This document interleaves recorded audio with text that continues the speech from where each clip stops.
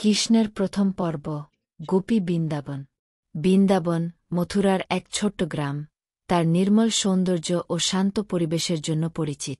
গ্রামটির চারপাশে ছড়িয়ে ছিল সবুজ বনজঙ্গল এবং সুগন্ধি ফুলের বন, এবং গ্রামবাসীরা সারাদিন কাটাতেন কৃষির কাজ, পশুপালন ও আনন্দের নানা কর্মকাণ্ডে।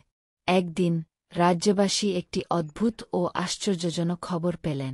কংস নামক এক নিষ্ঠুর রাজা, যার অত্যাচার থেকে মথুরার মানুষ অতিষ্ঠ, তার স্নেহভাজন দেবী আদ্রা ও দেবতা যশোদার সন্তান হওয়ার কথা শুনেছে।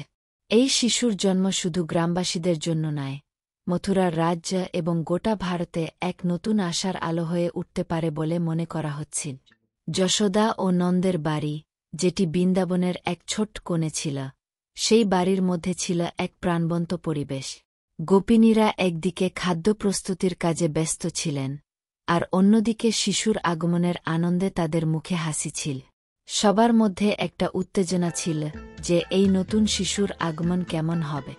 যশোদা ও নন্দের পুত্র, যার নাম পরে জানা যাবে কৃষ্ণ, সেই দিন সকালে জন্ম নেয়। জন্মের পরেই এক অদ্ভুত ঘটনা ঘটে। শিশু কৃষ্ণের মুখে এক বিশেষ শান্তি এবং দীপ্তি ছিল, যা সকলকে মোহিত করে ফেলেছিল। গ্রামের সবাই আস্তে আস্তে বাড়িতে আসতে লাগল। তাদের মুখে ছিল আনন্দের ঝিলিক এবং চোখে অশ্রুর জল।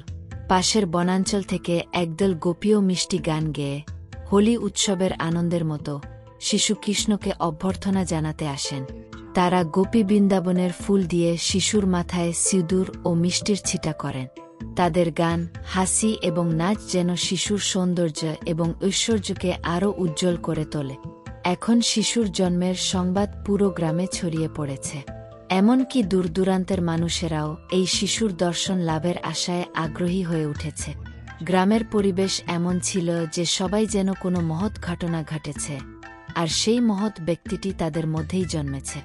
যশোদা ও নন্দ, যারা এই নতুন শিশুর জন্ম নিয়ে আনন্দিত ও গর্বিত, তাদের মধ্যে এক ধরনের অদ্ভুত প্রশান্তি অনুভব হচ্ছিল।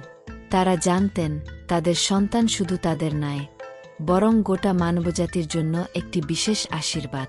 এইভাবে বৃন্দাবনের গোপী বৃন্দাবনের ঐতিহাসিক দিনটি শুরু হল। কৃষ্ণের জন্মের পরবর্তী ঘটনা যেমন কি হতে পারে তা জানা বাকি, কিন্তু এই প্রথম দিনটির স্মৃতি, যা একটি নতুন যুগের সূচনা করেছে, তা গোপী বৃন্দাবনের প্রতিটি মানুষের হৃদয়ে চিরকাল অম্লান থাকবে। এখানেই শেষ হল কৃষ্ণের প্রথম পর্বের গল্প। পরবর্তী অংশে আমরা দেখতে পাব কিভাবে এই শিশুর জীবন এবং কর্ম আরও বিস্তৃত হয়ে উঠেছে, এবং কিভাবে তার অপরিসীম শক্তি ও প্রেম মানুষের জীবনকে প্রভাবিত করেছে।